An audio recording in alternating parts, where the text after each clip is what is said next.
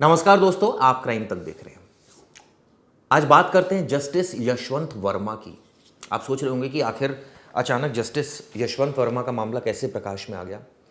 वो इसलिए आ गया क्योंकि जैसे आप सोच रहे हैं वैसे मैं भी सोच रहा हूं कि इस केस में आखिर अपडेट क्या है, क्या हुआ। जो नोटों के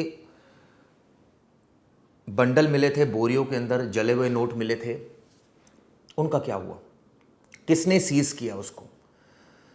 जो 3 सदस्यीय जज इंक्वायरी कर रही है, उसकी इंक्वायरी में अभी तक क्या सामने आया।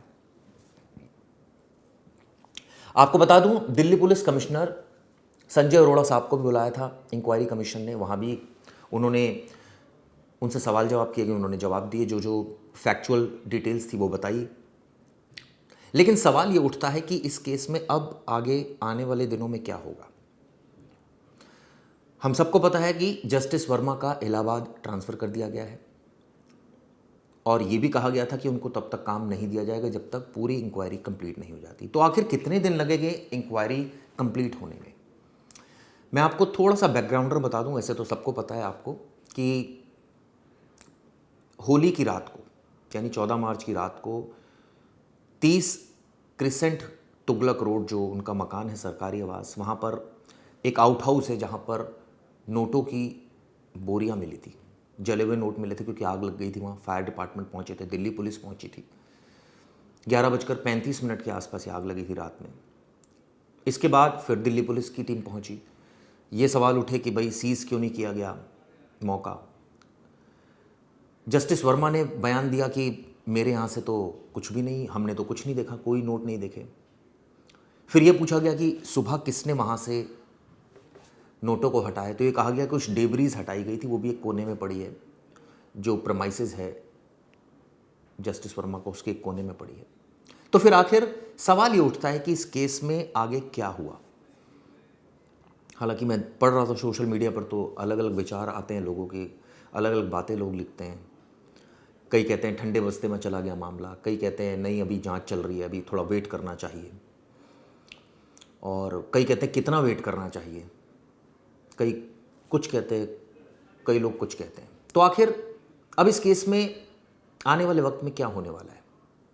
क्या इस मामले में कुछ अहम सबूत, जो आयोग है, जो 3 सदस्यीय आयोग है, 3 जजों की जो कमेटी है जो जांच कर रही है पूरे मामले की, क्या उनको कुछ पुख्ता सबूत मिले हैं इस पूरे मामले में।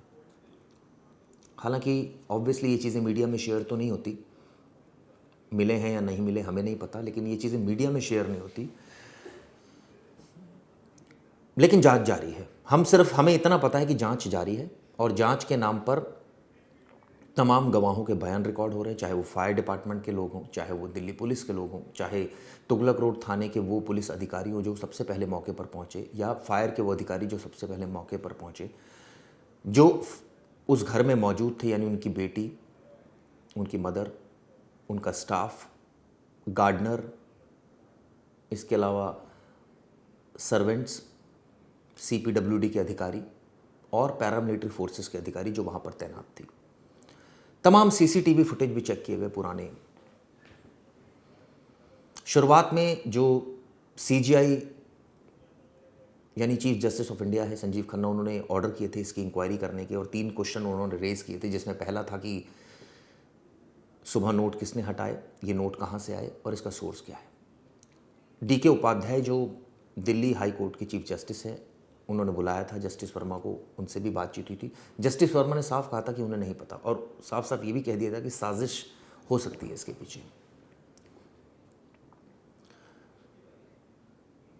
क्योंकि बड़ी माइन्यूट इसमें जांच चल रही है। बहुत सारे इसमें सीक्वेंस को कनेक्ट करना ज़रूरी है, यानी कि पहले तो ये सिद्ध करना कि बाहर से जो नोट वहाँ तक पहुँचे वो कैसे पहुँचे, किस तरह से पहुँचे, या क्या इसके पीछे कोई साजिश है या नहीं है। क्योंकि नेचुरल सी बात है कि ऐसा तो नहीं कि नोट कुछ कुछ पार्ट्स में लाए गए हों, मतलब थोड़े थोड़े लाए गए हों और अलग अलग जगह छिपा कर लाए गए हों, और फिर यहाँ आकर एक बोरी में भरे गए हों जहाँ CCTV की जद नहीं है। हर एक एंगल से मामले की जांच चल रही है। एक एक स्टाफ से बड़ी गहनता से पूछताछ की गई है। और लगातार जो 3 सदस्यीय जजों की कमेटी है वो उनके घर जाती है, पूछताछ करती है, एक रिपोर्ट प्रिपेयर कर रही है। हर एक गवाह का बयान लिखा जा रहा है, जो उसने कहा है।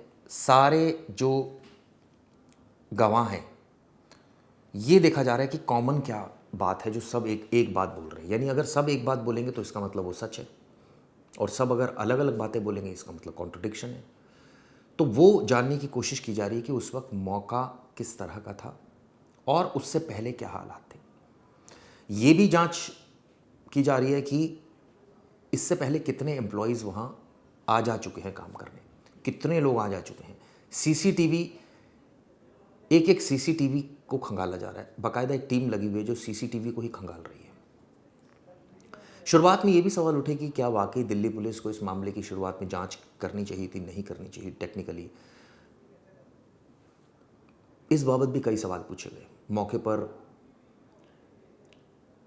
पुलिस पहुंची तो क्या जो मटेरियल था उसको सीज किसने किया? फायर ने किया, दिल्ली पुलिस ने किया, या सीज ही नहीं किया, या 3 दिन बाद जाके उसको सील किया, सीज किया? तमाम चीज़ें की जानकारी इकट्ठी की जा रही है।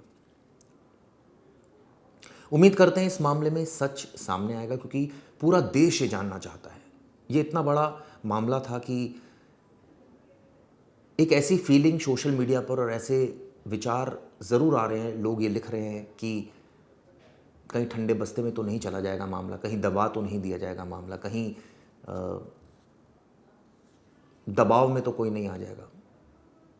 लेकिन हमें सिस्टम पर विश्वास रखना चाहिए। इस तरह की बातें ठीक है, लोगों को स्वतंत्रता है, वो कुछ भी कह सकते हैं, लेकिन मुझे लगता है कि हमें एक जो सिस्टम है जिसके तहत जांच हो रही है उस पर विश्वास रखना चाहिए और थोड़ा पेशेंस रखना चाहिए। इसका क्या नतीजा होगा वो तो नेचुरली जब जांच की पूरी रिपोर्ट सामने आ जाएगी उससे साफ होगा।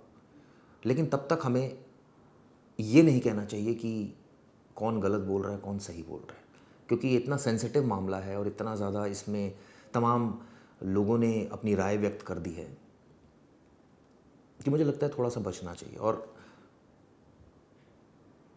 जो फैक्ट्स है उस पर रहना चाहिए।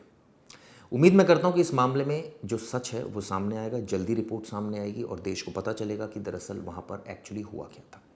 ये वीडियो दोस्तों कैसी लगी ज़रूर बताइएगा। शुक्रिया।